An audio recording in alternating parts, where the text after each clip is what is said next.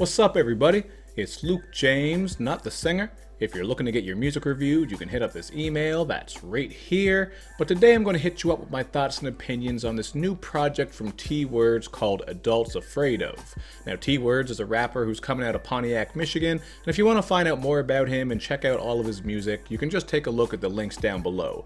Now, hopefully all my video looks alright here. I woke up this morning and had a goddamn problem with that Windows update. If any of you are on Windows, you know what it's like. Every time you get one of those updates, you have a heart attack, because half the time they delete your programs or they mess something up, and that's exactly what they did this morning, man. They took away the program that I used to record, the Logitech G Hub. It disappeared, tried to reinstall it, said I can't. But anyway, I'm just letting you know that if shit looks a little bit off, that's why. But we are still going to keep going with the reviews, because that's just how it's got to be. So what you're in for with this album here, production wise, is a lot of great beats. I really think the beats actually did a lot of work on here, and I got to shout out Wordz because he did it all, man. He did the writing, the rapping, the recording, mixing, producing. He really is a jack of all trades, and I gotta applaud him for doing that because he did all these things very well. Sometimes when you get someone who dabbles in all this different stuff, they don't do it all that good. You know, they might be good at one or two things and the rest is kind of fucked up, but he really came through, and this project just sounds good pretty much from top to bottom. And I mean that in the way that the audio sounds good, not just that, but also the fact that a lot of these songs are really good. I think the production throughout is pretty dope because most of it is very smooth, light, and wavy with lots of deep bass underneath, so I like the way that he pieced them together,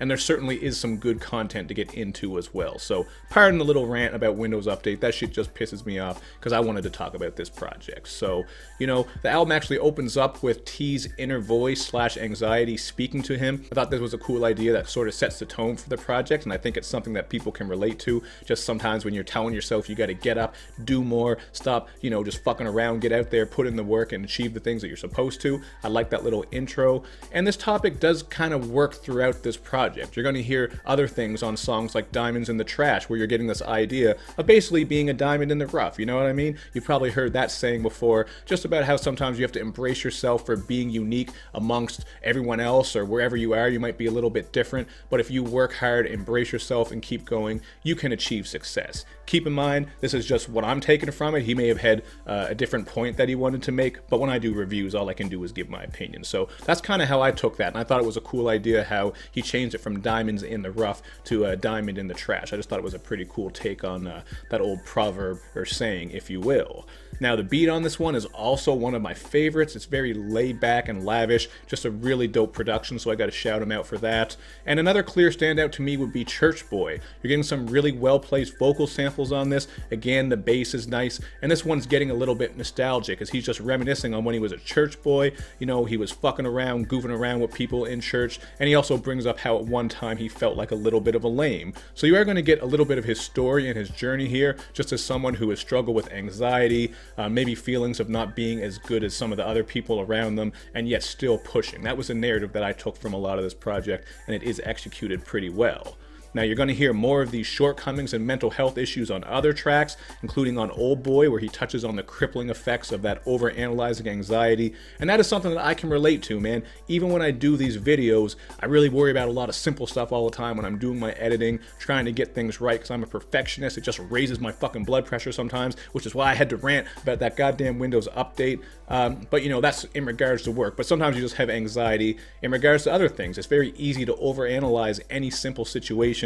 I do that very often, and I got to stop doing it because, you know what, I'm gonna fucking kill myself, give myself a heart attack worrying about things too much. So I appreciate how he was speaking on that there. And then on What's on Your Mind / Nice Guy, he's getting introspective and speaking on this volatile combination within him of depression and just pent-up aggression, you know? I really took this song as him acknowledging some of his faults and some of the stuff going on within him, while also making it clear that he doesn't want to succumb to this and fall victim to it, because he has seen other people fall victim to these things. So there is a lot of self-awareness here and just the idea of wanting to be a better person. So I think his ability to bring introspection throughout this project is really one of the strong points, man. I think the content and the topics and ideas on some of these songs are great and certainly relatable to a lot of people. But Moving down my notes here, on the flip side, I did pick up on a little bit of genericism. You're going to get this on pretty much any project from anyone. You know, there's always going to be a couple of songs that don't really connect. And these songs weren't all that trash or anything. I just thought they were kind of forgettable. They didn't do too much for me. So talking about Kissin' You and No Crush Wednesday, here he's just speaking on, you know, excuse me as I bump this, speaking on his issues with relationships and heartbreak. Not really any overly interesting approaches or anything too deep there in my opinion, but they sound fine as songs. And Network and Old Boy are pretty typical bangers that also have features on them that don't bring much to the table. Not saying the features are bad, but they didn't really blow me away or stick out in any type of way, so they didn't make too much of a difference in my opinion. So when these songs pop up, I did feel like they made a little bit of a lull in the album, but they certainly didn't ruin it, and overall this is still a project that's worth your time.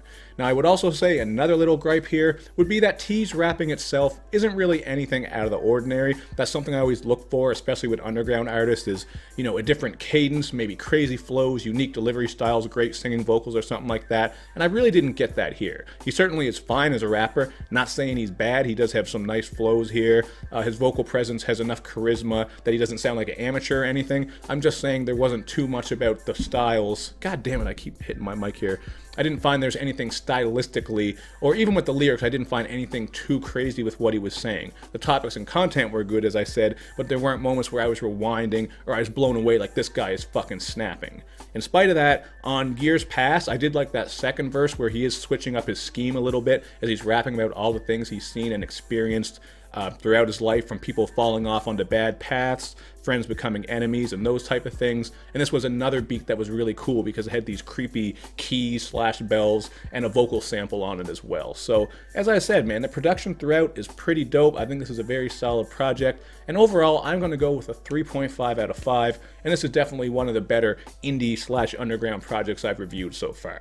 I just think if he finds a bit more unique of a style, he'll stand out even more, maybe flesh out those topics and ideas a bit further, maybe even, you know, come at these topics from different angles as well to make them stand out more. That would help. But I certainly appreciate his introspection, his insight, and just giving us a little bit of his personal story on here, man. He definitely stepped it up, because I did review a project of his in the past. This was a couple years ago, so I forget what it was called, and it was pretty dope. But this right here, I know it's better, man. I can feel it in my bones. I know it is because I just listened to it, man. It's a pretty good project. So make sure you check it out for yourself. Then hit me up in the comment section to let me know what you think. And of course, man, make sure you do all that good YouTube and social media stuff where you show me love and you show me lots of it. Thank you for watching, everybody. I will see you next time.